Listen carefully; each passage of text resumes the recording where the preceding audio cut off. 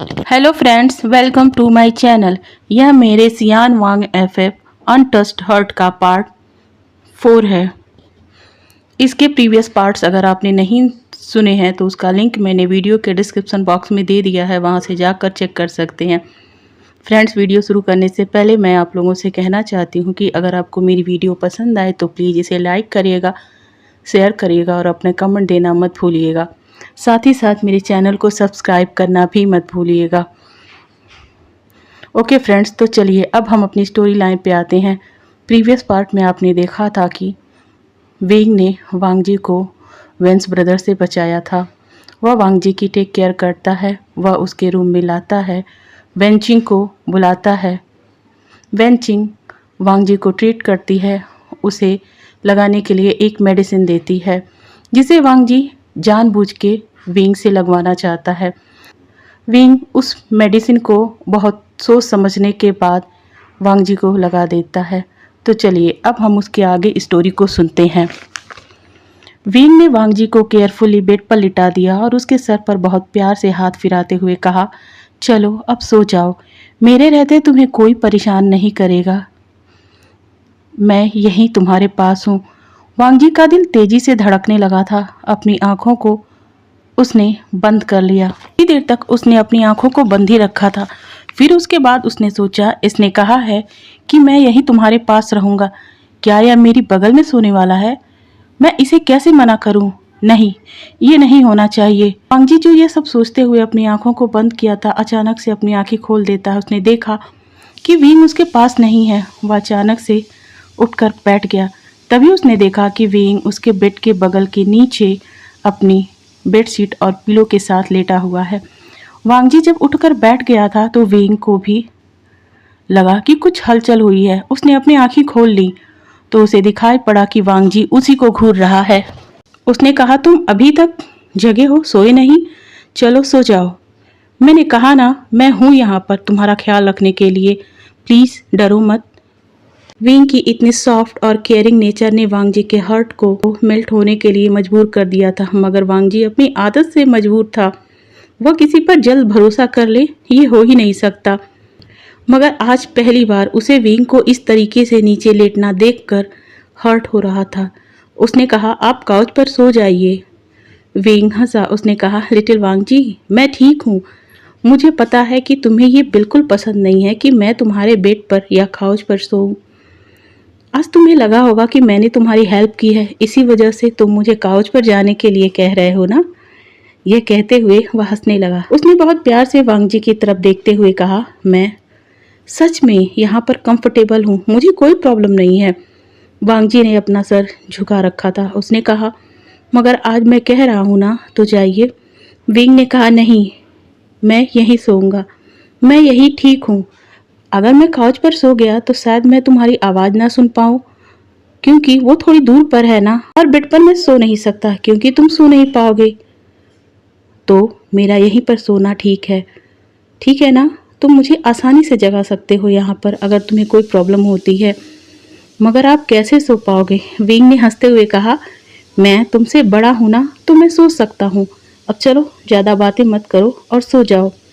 वांग जी आगे कुछ नहीं कह पाता है क्योंकि विंग ने उसे ऑर्डर जो दे दिया था। वह आंखें बंद कर सोने की कोशिश करने लगता है, मगर उसे बिल्कुल अच्छा नहीं लग रहा था कि विंग फर्श पर सो रहा है। थोड़ी देर में वांग जी यही सब सोचते हुए सो जाता है। विंग अभी जगा था, मगर जब उसे वांग जी की स्वीट सी स्लीपिंग साउंड आती है, वह वहीं सो जाता है। मॉर्निंग में वांग जी की नींद खुलती है। वह हमेशा से बहुत सुबह उठता था, मगर आज शायद कोई और उठ गया था क्योंकि उसके मेंशन में किसी के चिल्लाने की आवाजें आ रही थी। कौन इतनी सुबह चिल्ला रहा है लैंड मेंशन में? और ये कहाँ चले गए इतनी सुबह? वांग जी यह उस जगह को खाली देखकर कहता है जिस जगह रात में विंग सोया था। वांग जी अपने बेड से नीचे उतरता है, मगर जो चोट उसे रात में मामूली लग रही थी वह उसे उठने नहीं देती है। वह लड़खड़ाते कदमों से बाहर आता है। अपने रूम से निकलकर जैसे जैसे वह नीचे जाने के लिए सीढ़ियों के पास बढ़ रहा था, वह आवाज़ क्लियर होने लगती है। वह आवाज़ थी विंग की, जो हॉल में सब सर्वेंट को एक साथ खड़ा करके उनकी क्लास ले रहा था। वांग जी यह सब वहीं से देखता हुआ धीरे धीरे सीढ़ियों से नीचे उतर रहा था। उसे बहुत पेन हो रहा था, मगर वह उसे बर्दाश्त करता हुआ नीचे उतर रहा था। इधर विंग सर्वेंट से कहता है, तुम लोगों को इस लैंड मेंशन के लोगों से सैलरी मिलती है, ना कि बाहर के लोगों से, तो तुम्हें अपने मास्टर की बात माननी चाहिए, ना कि उनकी। क्या तुम्हें उनको देखकर उनकी शक्ल से ये नहीं लग रहा था कि वे तुम्हारे मास्टर के लिए प्रॉब्लम खड़ी करेंगे? नहीं लग रहा था तुम्हें? कान खोलकर सुन लो तुम लोग, मैं तुम लोगों को आज तुम्हारे जॉब से निकलवा देता, मगर मैं ऐसा नहीं कर सकता हूँ, क्योंकि मैं जानता हूँ तुम्हारे पास तुम्हारी फैमिली होगी जो इस वजह से प्रॉब्लम में आ सकती है। मगर आज मैं तुम्हें वार्निंग देता हूँ कि अगर आज के बाद से तुम लोगों ने किसी के कहने पर डर कर अपने मास्टर को छोड़ गए, तो मैं तुम्हें नौकरी से ही नहीं निकलवा दूंगा, साथ ही साथ तुम लोगों का वो हाल करूंगा कि तुम किसी और जगह कोई भी काम नहीं कर पाओगे, समझे? वांग जी यह सब विंग के पीछे खड़ा होकर सुन रहा था और अपने मन में यह कह रहा था, ये डांट तो उन्हें ऐसे रहा है जैसे कि सच में मेरा हस्बैंड हो और मेरी कितनी ज्यादा फिक्र है इसे। तभी बाहर से मार्था मेंशन के अंदर आती है। विंग मार्था को जब देखता है तो वह गुस्से से सभी सर्वेंट को अपनी कमांडिंग आवाज में कहता है, अब तुम सब यहाँ से चले जाओ और अपना काम करो, मगर मेरी वार्निंग याद रखना। मैं वार्निंग भी बस एक ही बार देता हूँ। विंग की ये आवाज इतनी ज्यादा हार्श थी कि एक पल के लिए मार्था भी सिहर जाती है। वह विंग के पीछे खड़े वांग जी की तरफ देखने लगती है। विंग का ध्यान अब पूरी तरीके से मार्था के ऊपर था। उसने थोड़ा कंट्रोल मगर एंग्री वॉइस में कहा, आप अपने मास्टर का बहुत अच्छे से ख्याल रखती है मार्था, मैं जानता हूँ, मगर क्या आप उनको अकेले छोड़कर जाते समय ये बात भूल गई थी कि वो इस वक्त माइंड से एक बच्चे हैं और साथ में बीमार भी हैं। वो अपना ख्याल नहीं रख सकते हैं और आप उन्हें इतने लापरवाह और बेवकूफ सर्वेंट्स के साथ अकेला छोड़कर चली गई थी। क्या आपको उन पर पूरा भरोसा था कि वो आपके मास्टर का ख्याल रख लेते? मगर वो इस भरोसे के लायक नहीं है। आप अब से जान लीजिए, अगर अब से आप कहीं बाहर जाती हैं तो मुझे बता कर जाइएगा। अगर मैं ना रहूं तो मुझे कॉल कर लीजिएगा, मगर उसे आप कहीं भी अकेला छोड़कर मत जाइएगा प्लीज। था विंग के ऑर्डर को सुनकर सन्न होकर वहीं खड़ी थी। उसे आज विंग का ये रूप देखकर डर लग रहा था, क्योंकि विंग इस समय हद से ज्यादा खतरनाक लग रहा था। दूसरा, वह परेशान थी कि विंग आज उसे ऑर्डर दे रहा है, जबकि वह हमेशा उससे रिक्वेस्ट ही करता था। साथ ही पीछे खड़े होकर उसके मास्टर, जो उसे चुपचाप देखे जा रहे थे, कुछ बोल ही नहीं रहे थे। मार्था समझती थी कि उसके मास्टर क्यों कुछ नहीं कह रहे हैं। साथ ही में उसके मन में यह बात भी चल रही थी कि कल उसके जाने के बाद क्या हुआ था। क्या कुछ बहुत बुरा हो गया था? उसने हिम्मत करके विंग की तरफ देखते हुए कहा, मास्टर क्या हुआ था? क्या कल कुछ बहुत बुरा हो गया था? विंग जो अभी गुस्से में ही जल रहा था, उसने कहा, आपके मास्टर के रिलेटिव्स आए थे। इसके बाद विंग ने रात में जो कुछ भी हुआ मार्था को बता दिया। मार्था ने जब पूरी बात सुनी तो उसके होश उड़ गए। वह वांग जी की तरफ दौड़ी, उन्हें पकड़ते हुए कहा, आप ठीक तो है ना मास्टर? आपको कहीं चोट तो नहीं आई है? वांग जी जो मार्था को अच्छे से जानता था, वह मार्था के लिए क्या है, उसने कहा, नहीं मार्था, मैं ठीक हूँ, हस्बैंड ने मुझे बचाया था। मार्था की आवाज़ सुनने के बाद अब जाकर विंग का ध्यान कहीं वांग जी पर आया था। वह वांग जी की तरफ मुड़ा और कहा, कब से तुम यहाँ पर हो वांग जी? वांग जी ने झूठ बोला। उसने कहा, मैं अभी अभी आया हूँ। विंग वांग जी को बड़े प्यार से पूछ रहा था। उसने कहा, तुम्हें नहीं आना चाहिए था यहाँ, तुम्हारे पैरों में चोट लगी है ना, तो फिर क्यों आ गए यहाँ? मार्था और वांग जी दोनों हैरान थे कि जो शख्स अभी तक इतना डरावना लग रहा था, वांग जी के सामने कैसे सॉफ्ट बन गया। विंग ने कहा, तुम अभी रात के कपड़ों में ही हो, चलो मैं तुम्हें कमरे तक ले चलता हूँ, मार्था तुम्हें फ्रेश करवा देगी। इतना कहने के साथ ही विंग एक बार फिर वांग जी को ब्राइडल स्टाइल में कैरी कर उसके रूम में ले जाने लगता है। मार्था, जो अभी तक वांग जी की ही तरफ देख रही थी, और वांग जी भी मार्था की तरफ देख रहा था, मगर विंग का ध्यान तो वांग जी को केयरफुली उसके कमरे तक पहुंचाने में ही लगा रहा।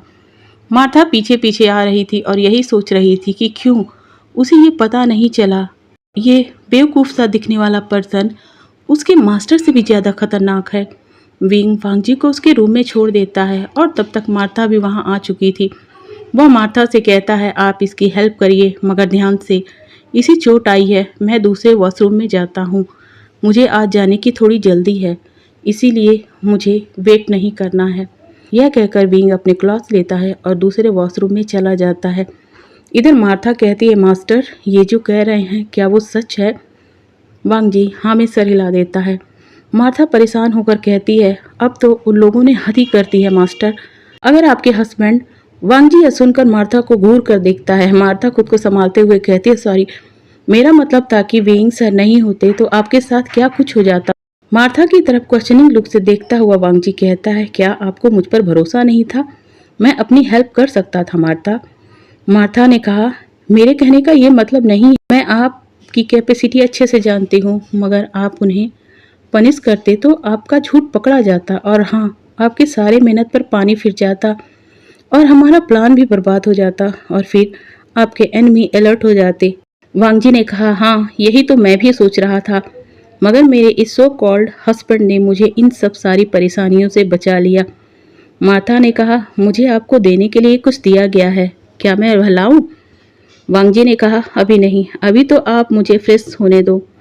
मुझे ज़्यादा चोट नहीं आई है मगर उसकी नज़र में यह बहुत बड़ी चोट है, इसलिए मुझे झूठी में आपकी हेल्प लेनी पड़ रही है। मुझे जल्द से जल्द फ्रेश होना है, कहीं वह आ न जाए और फिर से अपने हस्बैंड होने का फर्ज ना निभाने लगे। मार्था यह सुनकर हंसने लगती है। उसे हंसते देख वांग जी कहता है मार्था आप हंस रही हैं, क्या मैं फ़नी लग रहा हूँ? मार्था ने हंसते हुए कहा नहीं बिल्कुल नहीं, मगर आप तो डर रहे हो। लान वांग जी डर रहे हैं, यह तो हंसने की ही बात है ना। वांग जी ने कहा मार्था मैं जा रहा हूँ। वांग जी इस वक्त बहुत ही अजीब फील कर रहा था। वह अपने कपड़ों को लेकर वॉशरूम में चला गया।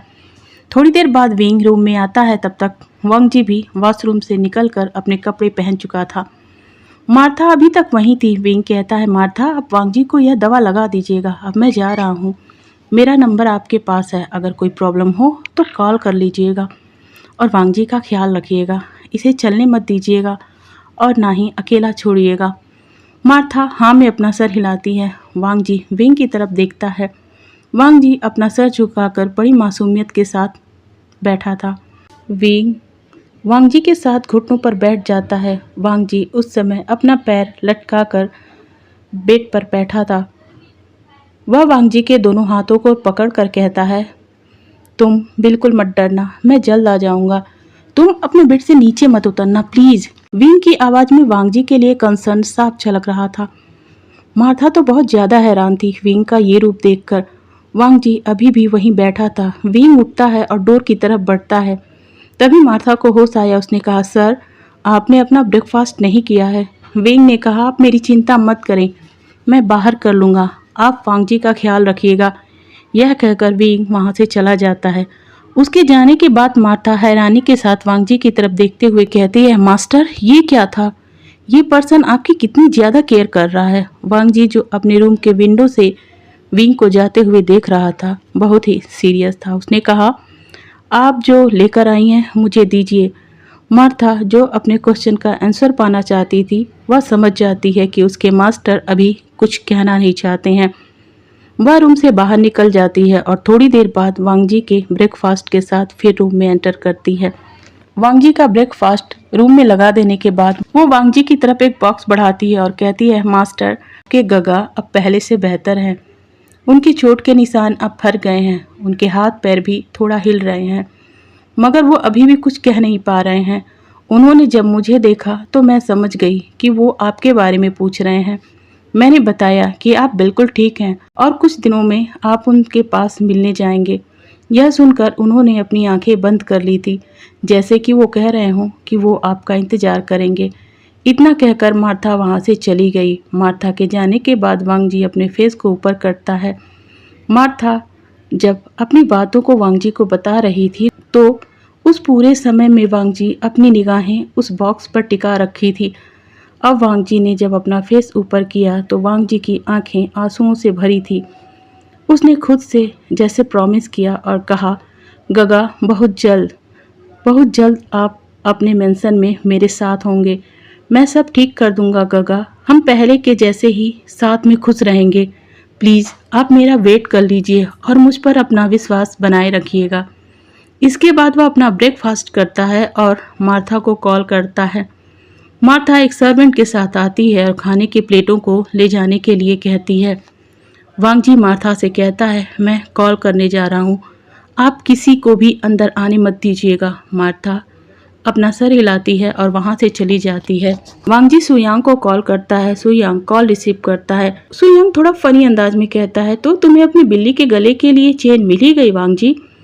वांग जी जो बहुत सीरियस था उसने कहा, चेन बिल्ली के गले के लिए नहीं है सुयांग, बल्कि एक खतरनाक बिल्ली के गले के लिए है। सुयांग वांग जी के टोन से ही समझ जाता है कि वांग जी मजाक के मूड में तो बिल्कुल नहीं है। उसने कहा, क्या हुआ वांग जी? वांग जी ने फिर अपनी कोल्ड आवाज में कहा, तुम्हें उसके बारे में और क्या पता चला है, मुझे बताओ। सुयांग ने कहा, बता दूंगा, पहले तुम बताओ कि क्या हुआ था। वांग जी अब गुस्से में आ गया। उसने कहा, सुयांग मत भूलो मैं तुम्हारा बॉस हूँ। सुयांग भी अपने टसन में था। उसने कहा, तुम भी मत भूलो वांग जी, मैं तुम्हारा सोलमेट हूँ, मुझे तुम्हारे हर प्रॉब्लम के बारे में जानने का हक है। सुयांग ने भी अपनी डीप आवाज में कहा। वांग जी समझ गया था कि सुयांग जब इस तरीके से बातें करता है तो वांग जी को उसके सामने झुकना ही पड़ता है। वांग जी ने कहा, ओके मैं बताता हूँ। वांग जी थोड़ा सा नरम होते हुए रात की सारी बातें सुयांग को बता देता है। सुयांग की आवाज़ में गुस्सा और बेबसी दोनों आ जाते हैं। उसने कहा, वांग जी तुम्हारे साथ इतना कुछ हो गया, अगर वो नहीं होता तो पता नहीं क्या हो जाता तुम्हारे साथ। वांग जी ने कहा, कुछ नहीं होता मेरे साथ सुयांग, बस उनकी लाशें मेरे मेंशन में पड़ी होती। सुयांग ने कहा, मगर कल वो टाइम सच में बहुत बुरा था ना, काश मैं वहाँ तुम्हारे साथ होता वांग जी। वांग जी ने कहा, सुयांग परेशान मत हो, मेरे सो कॉल्ड हस्बैंड ने तो मुझे बचा लिया था ना, और तुम्हारी भी जॉब तो अब मेरे बॉडीगार्ड के लिए लगी गई है ना, तो अब तुम मेरे साथ ही रहोगे। सुयांग ने कहा, हाँ हाँ, अपने ही बॉस का बॉडीगार्ड बनने के लिए मैंने कितने पापड़ बेले हैं मुझे पता है। चलो अब मुझे इन्फॉर्मेशन दो सुयांग। वांग जी ने कहा। उनको फिर मस्ती सूझ गई। उसने कहा, अपने सेवियर के बारे में जानने की इतनी जल्दी है वांग जी? वांग जी ने कहा, सुयांग बकवास करना बंद करो और बताओ जो मैंने पूछा है। सुयांग ने कहा, ओके, उसकी बेसिक इन्फॉर्मेशन तो मैंने पहले ही तुम्हें दे दी थी, अब मैं तुम्हें वो बताता हूँ जो मुझे इस बार पता चला है। उसे तुमसे मैरिज करने के लिए वेन रोहार ने फोर्स किया था, तुम्हें तो पता चल ही गया होगा। उसने उसका किडनैप किया था और उसके साथ ही जो ऑर्फनेज में ही रहते हैं को हर्ट करने की धमकी दी थी और कहा था जो उसके ओमेगा साथी हैं उनको वह सेल कर देगा। विभूसियान जो खुद एक ऑर्फन है, बचपन से आज तक खुद के लिए स्ट्रगल किया है, वह अपने ऑर्फन साथियों के लिए उनके फादर की तरह है। वह जितना कमाता है वह उन सब पर खर्च करता है। उसके ऑर्फन के सभी बच्चे अच्छे स्कूल्स में पढ़ते हैं, अच्छे कॉलेज में पढ़ते हैं। वेंचिंग नाम की जो ओमेगा है ना, वो उससे बड़ी है। वह तुम्हारे सिचन गगा के ही कॉलेज में एडमिशन ले रखी है। एक छोटा सा ओमेगा नी हुसैन जो बहुत छोटा है, एक अच्छा आर्टिस्ट है। उसके ऑर्फन के मोस्ट अल्फा बच्चे किसी न किसी स्किल में माहिर हैं और उन सब के लिए मनी की अरेंजमेंट भी उसियान करता है। उसे जब कोई बड़ा अमाउंट चाहिए होता है ना, तो वह या तो फाइटिंग रिंग में उतरता है या फिर किसी के बिस्तर पर चढ़ता है। हमारा हस्बैंड बनने के लिए उसे एक बड़ा अमाउंट पे किया गया है। और रही उसके नेचर की बात, तो वह तुम समझ ही गए होगे। जो पर्सन अपनी पूरी कमाई अपने लिए ना रख के दूसरों के लिए रखता है, जिससे उनका कोई रिश्ता नहीं है, उन्हें दे देता है ताकि वो अपनी लाइफ अच्छे तरीके से बिता सके, वो कैसा होगा। सच कहूँ तो उसके बारे में जानने के बाद मेरा मन उसके लिए रिस्पेक्ट से भर गया था। वो सिर्फ अपनी सूरत से ही नहीं बल्कि अपनी सीरत से भी बहुत सुंदर है। और मैं गलत नहीं कह रहा हूँ, ये तुम्हें बताने की ज़रूरत नहीं है। और एक बात, उसने कल रात में जो तुम्हारी हेल्प की थी वो उसका रियल नेचर है। वह तुम्हारे अटेंशन पाने के लिए ऐसा किया हो ये भूल कर भी मत सोचना, क्योंकि उसके काइंडनेस और हेल्पिंग नेचर के कई किस्से कहानियाँ मैं सुन चुका हूँ और मैं उन्हें झूठ नहीं मानता हूँ। तुम जानते हो ना, मैं विदाउट प्रूफ कुछ भी नहीं कहता हूँ। तो लानवांग जी, एक बात के लिए तुम श्योर रहो कि उसका इंटेंशन ना तो तुम्हें हार्म करना है और ना ही तुम्हारा फ़ायदा उठाना है। बस वेंस के प्रेशर में आकर उसने ये काम किया है। बदले में वेंस उसकी फीस पे कर रहे हैं। वांग जी जो अब तक खामोशी से सोयांग की बातें सुन रहा था, उसने कहा, सोयांग मैं तुम पर खुद से ज़्यादा ट्रस्ट करता हूँ। कल की घटना से मैं एक बात अच्छे तरीके से समझ गया हूँ कि ये बेबुसियान अपने दिल से बुरा नहीं है, बस हालातों ने उसे ऐसे रास्तों पर चलने के लिए मजबूर कर दिया है। पर तुम जानते हो ना, मैं किसी पर अब भरोसा नहीं करना चाहता, क्योंकि मैं अपने लिए एक और दुश्मन नहीं पालना चाहता। इसीलिए बेबुसियान के बारे में मैं तब तक कोई राय नहीं बना सकता हूँ जब तक मुझे अच्छी तरीके से उस पर यकीन ना हो जाए कि वो एक अच्छा इंसान है और मुझे और मेरी फैमिली को कोई नुकसान नहीं पहुंचाएगा। सो यांग ने हंसते हुए कहा, यही बात तो मुझे तुम्हारी बहुत पसंद है वांग जी। तुम कभी भी अपना कंट्रोल नहीं खोते हो, चाहे सिचुएशन बहुत अच्छी हो या बहुत बुरी। मैं तुम्हारे साथ हूँ और अब तुम्हारे साथ वो चैन भी है ना, जो तुम उस खतरनाक बिल्ली के गले में लटकाने वाले हो। और हाँ, मैं तुम्हें उसके बारे में एक बात तो बताना भूल ही गया था, वो बहुत ही खतरनाक फाइटर है और साथ ही साथ बेड में बहुत अच्छा है, क्योंकि उसके साथ नाइट स्पेंड करने के लिए ओमेगास में मार होती है और साथ ही साथ अल्फाज भी उसमें इंटरेस्टेड है। ये बात सुयांग ने बहुत ही क्यूटली वांग जी से कही थी। वांग जी ने गुस्से में कहा, कुछ भी हो मुझे कोई फ़र्क नहीं पड़ता है, अब मैं कॉल कट कर रहा हूँ। सुयांग ने कहा, पर मुझे तुमसे कुछ और बातें करनी थी, तुम तो बस अपनी ही पूछते रहते हो, मेरे बारे में कुछ सुनते ही नहीं हो। मैं अपनी दिल की बातें किससे करूं? वांग जी ने अपनी कोल्ड आवाज़ में कहा, जाओ साओ सिंचैन के पास। इतना कहने के बाद उसने कॉल को कट कर दिया। इसके बाद वह अपने हाथ में उस बॉक्स को उठाता है और उसमें से एक लॉकेट वाली चेन को निकालता है। उसी के साथ एक ब्लूटूथ जैसा डिवाइस भी था। उसने उस चेन को अपने हाथों में लेते हुए कहा, माफ़ करना, मैं किसी की प्राइवेसी में कभी भी दखलंदाजी करना पसंद नहीं करता था, मगर मुझे ये करना ही पड़ेगा क्योंकि मैं अब कोई रिस्क नहीं लेना चाहता हूँ। अब से तुम जो बातें करोगे मुझे पता चल जाएगा, जिससे मैं तुम्हारे इंटेंशन की असलियत के बारे में पता लगा पाऊँगा। मेरी आदत नहीं है सुनी सुनाई बातों पर यकीन करना और न ही आंखों देखी बातों पर आंखें बंद करके विश्वास करना। जब तक कि मैं सारी बातों को प्रॉपर इन्वेस्टिगेट ना कर लूँ तो मिस्टर बेबुसियान संभल जाइए। अगर आपकी ये सारी अच्छाई खोखली हुई तो मैं आपके साथ क्या करूँगा आप इसकी कल्पना भी नहीं कर सकते हैं। ओके फ्रेंड्स, आज की वीडियो मैं यहीं पर एंड करती हूँ। नेक्स्ट वीडियो में हम जल्दी ही मिलेंगे। Thank you.